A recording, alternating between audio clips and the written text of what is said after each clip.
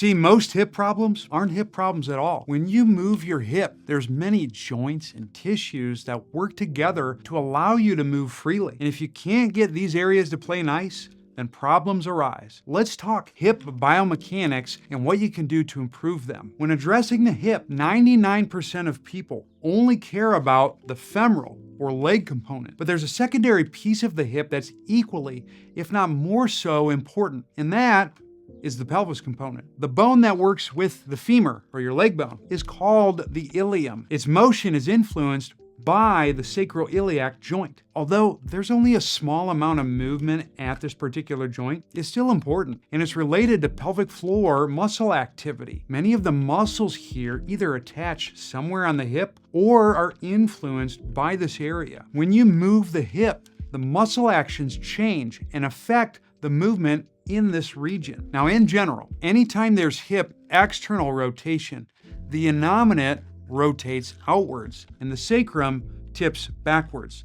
This combined motion is called sacral counternutation.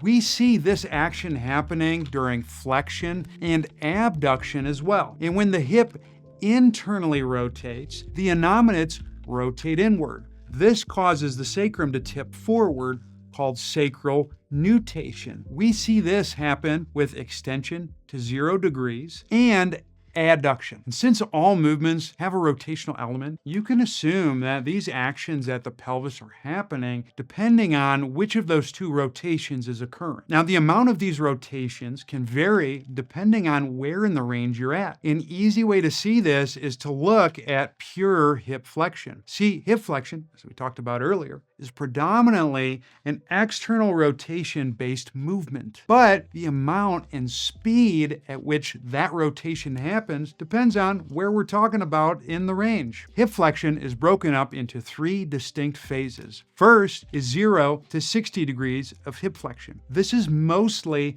external rotation, which causes what?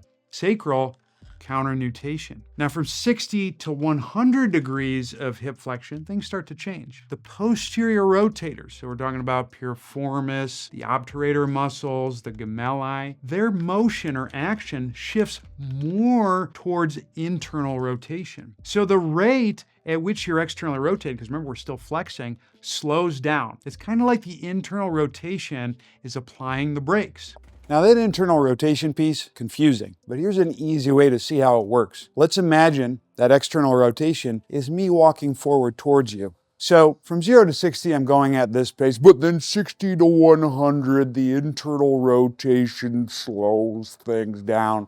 And then when I finish the job to 100 plus, I go back to my normal speed. Internal rotation in this case acts as a braking force. I'm still moving forward, but that IR slows the speed down in the middle, and then I resume normal speed afterwards. From 100 degrees to full, which is thigh to abdomen, the hip maximally externally rotates. Therefore, that creates maximal sacral counternutation. You can see the same thing, but in reverse during hip extension. In extension to 0, there's mostly internal rotation and the sacrum nutates. But when I extend the hip beyond 0, that big old booty, glute max, kicks into high gear, pulls the femur toward more external rotation, which creates sacral counternutation. So you can see, you really can't separate hip from pelvic movement. So when I test hip motion with patients and clients, I'm really looking at how these two areas interact with one another. These are some of the key tests that I look at and what each tells me. First, the straight leg raise. This tests the beginning of hip flexion. From 0 to about 45 degrees, it's more of an external rotation bias. When I get to 70 to 90, which is considered normal, that creates more of an internal rotation action,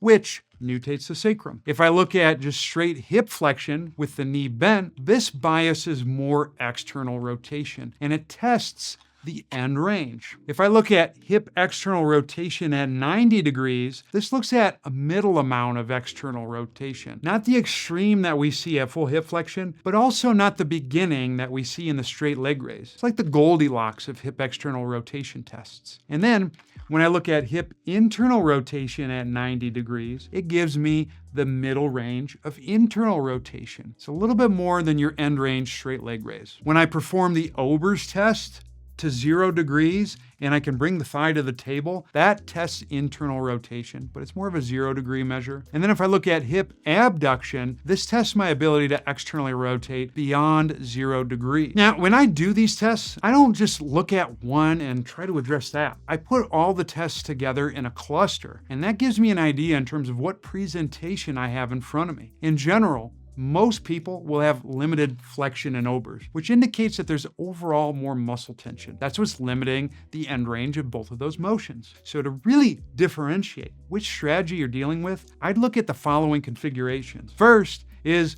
you hella stiff. This person is limited in all directions. Next is the arched person, or more of an anterior tilt of the pelvis. These folks are often limited in external rotation. It might look like a lot of IR, and they often have a pretty good looking straight leg raise, but these are all created because they're moving multiple areas together to produce the motion, or they're creating some sort of tilt at the pelvis to get into position. Next is a swayback. These folks are limited in internal rotation. It can look like there's a lot of external rotation at the hips, but their straight leg raise is often going to be pretty tight. And the last archetype is someone who's legit asymmetrical, and I'm talking full external rotation on one side, full internal rotation on the other, and vice versa when it comes to limitations. You should see asymmetry in pretty much all the measures and make sure they don't hit any of the prior categories that we talked about. Now let's talk about what to do in each of these scenarios. If you were hella stiff, you want to reduce overall muscle activity using moves where you're producing very little tension. You want to compress the sides of the pelvis because this is going to expand the front to back dimensions, allowing for improvements in overall rotation, and in general, do rotational activities. That includes anything that's more single leg, split, or stagger stance. For the arched folks, target opening up the upper part of the pelvis and hips,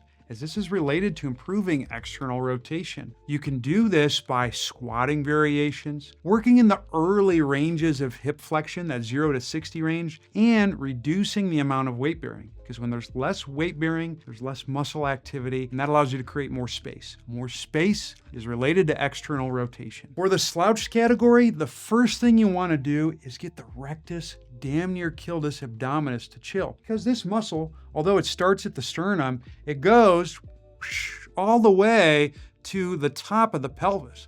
And so if that muscle's tight, it's going to shove the hips a little bit more forward, which is going to restrict a lot of the things that we were talking about with this particular person. Once you've gotten rectus abdominis to chill, you then want to work on opening up the bottom part of the pelvis, because this can improve internal rotation. Exercises where you're hinging or deadlifting, or where you're increasing weight bearing to a point, not so much that you're producing a lot of tension, can be great for this. And for the asymmetrical folks, usually you're going to see one hip be higher than the other. The high side is the one that has limited external rotation, because think of that as the more arched side of the body. On the flip side, the side that is low generally is going to have less internal rotation, because this one's kind of the more slouched swaybacky presentation. Now the key is you need to drive rotation towards the more arched side, because the arched position is pushing that person forward. We got to bring them back. Think about unweighting that side first, so you don't have to produce as much compensatory